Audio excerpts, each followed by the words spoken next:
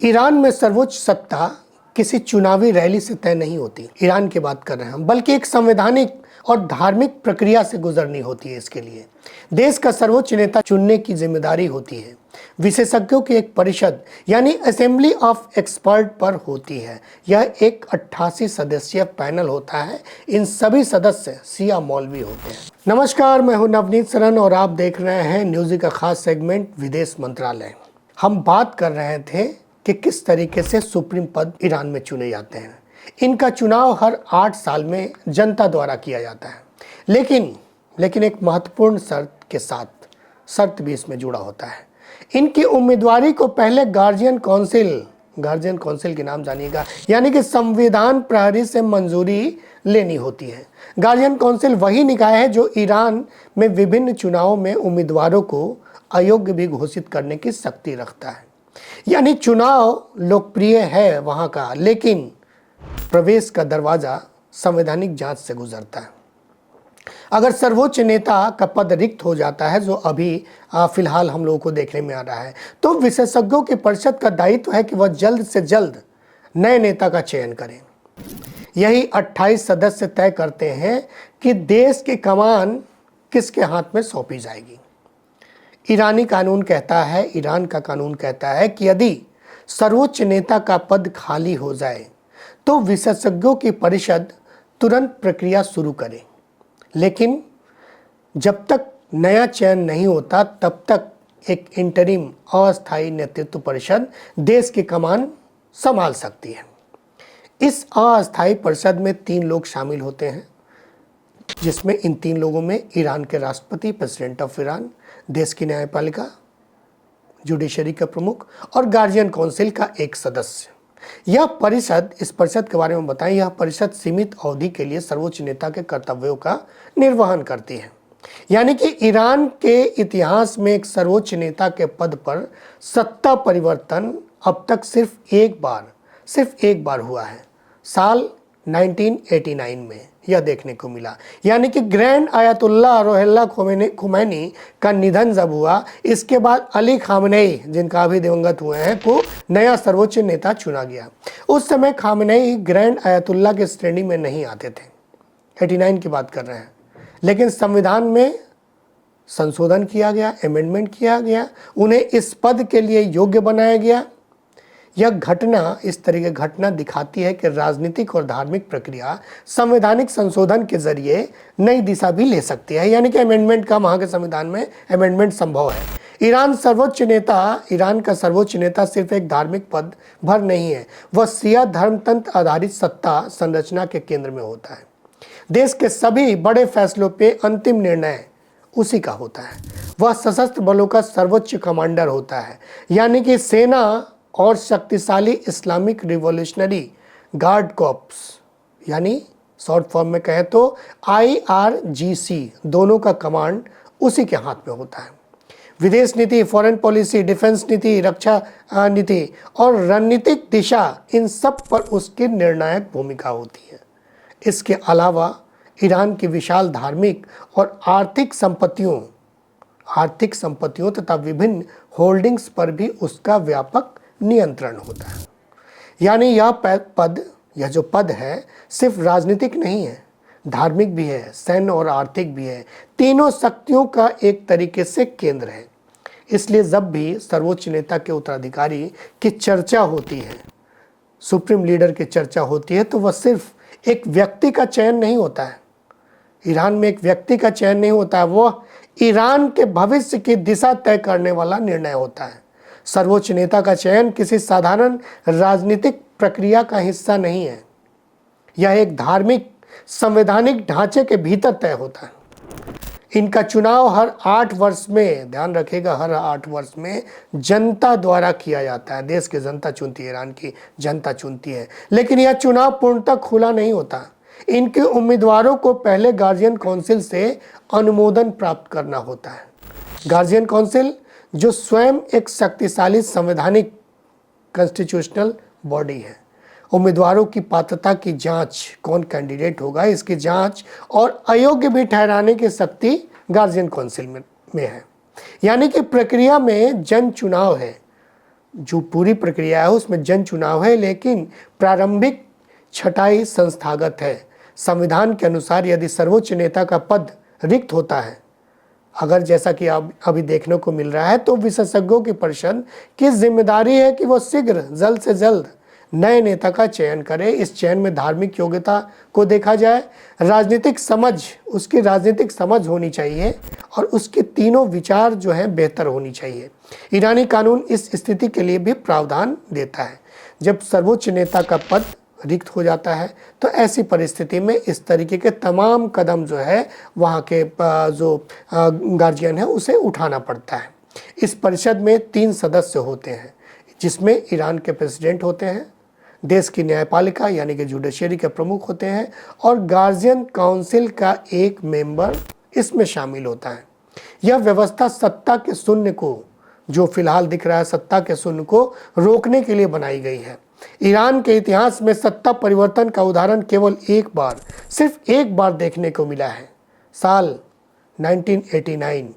1989 में grand अयतुल्ला Ruhollah Khomeini के निधन के बाद अली खामनेई का सर्वोच्च नेता चुने गए।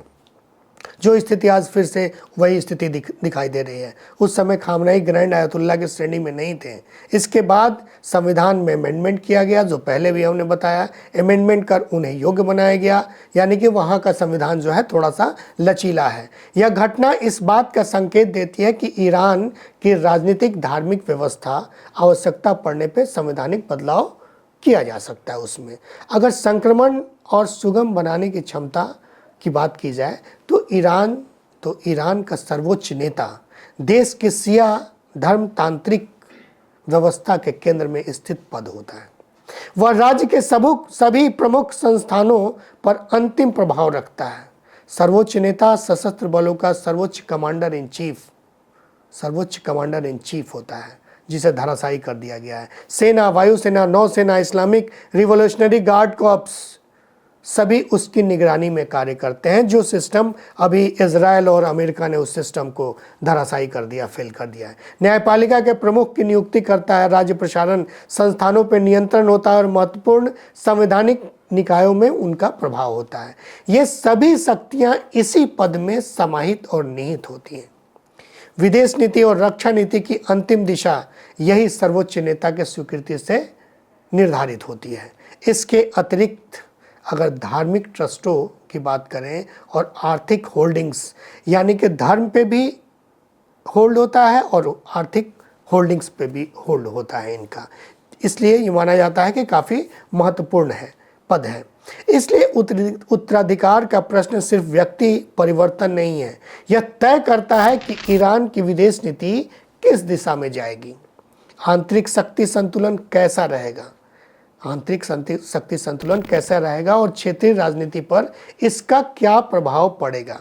विशेषज्ञों की परिषद का निर्णय देश की राजनीतिक स्थिरता, धार्मिक नेतृत्व की निरंतरता और वैश्विक कूटनीति का एक समीकरण होता है। ये तीनों प्रभावित करेगा अंततः। अब आते हैं कि ईरान में सर्वोच्च नेता का चयन संवैधानिक प्रक्रिया होने के साथ साथ एक रणनीतिक क्षण भी होता जा रहा है, जो देश के भविष्य की दिशा निर्धारित करेगा। अब यहाँ पे बात उठती है कि संभावित दावेदार कौन हो सकता है, संवैधानिक जो सुप्रीम लीडर है, कौन सुप्रीम लीडर बन सकता है। तो संभावित नाम और उनकी पृष्ठभूमि, अगर इब्राहिम रईसी, यदि जीवित राजनीतिक संदर्भों की चर्चा हो तो इब्राहिम रईसी को लंबे समय तक संभावित उत्तराधिकारी के रूप में देखा गया था। ऐसे में सवाल उठता है कि संभावित दावेदार कौन हो सकते हैं। संभावित नाम और उनके पृष्ठभूमि की बात करें तो इब्राहिम रईसी का भी नाम आता रहता था। इसके अलावा अगर हम देखें कि कौन बन सकता है वहाँ का सुप्रीमो वही बन सकता है। दूसरा नाम आता है मुज्तबा खामेनेई, अली खामनेई के पुत्र। कई विश्लेषकों द्वारा संभावित प्रभावशाली नाम के रूप में देखे जाते रहे। हालांकि वे औपचारिक सरकारी पद पर कभी नहीं रहे हैं, लेकिन धार्मिक और सुरक्षा हलकों में उनकी निकटता की चर्चा होती रही है।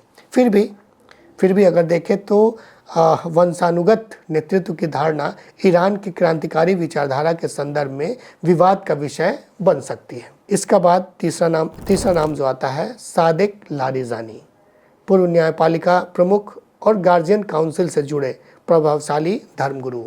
लारिजानी परिवार ईरान के राजनीति और न्यायिक ढांचे में लंबे समय से प्रभावशाली रहा है, इफेक्टिव रहा है।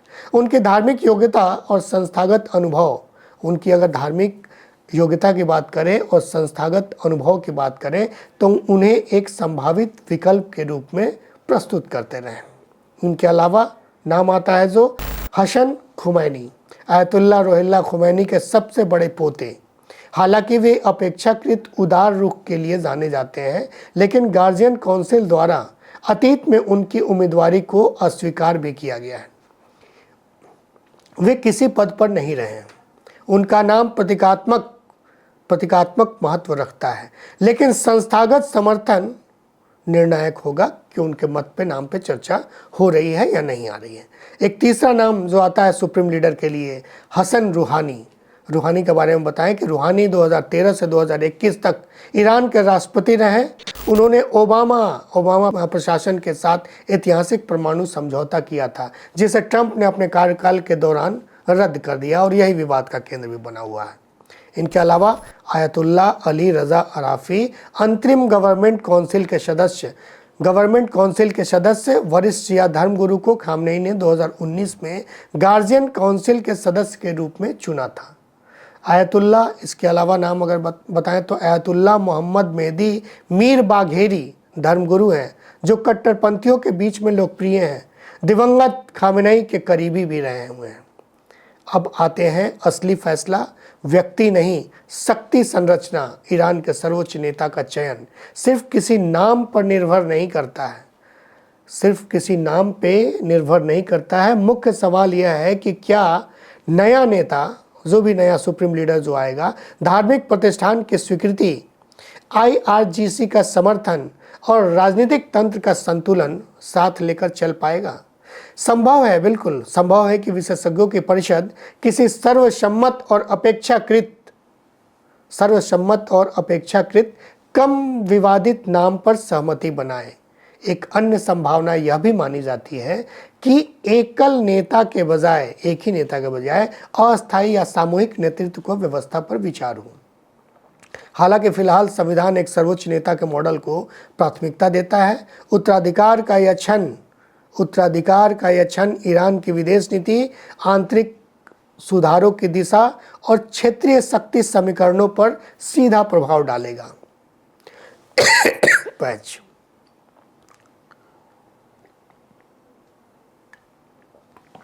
क्या नया नेतृत्व स्थिति यथावत रखेगा या किसी नई रणनीतिक दिशा का संकेत देगा? अंततः यह चयन केवल धार्मिक पद का नहीं, बल्कि मध्य पूर्व की राजनीति में ईरान की भूमिका के भविष्य का निर्णय होगा। फिर मिलते हैं विदेश मंत्रालय के अगले सेगमेंट में। तब तक के लिए धन्यवाद, नमस्कार।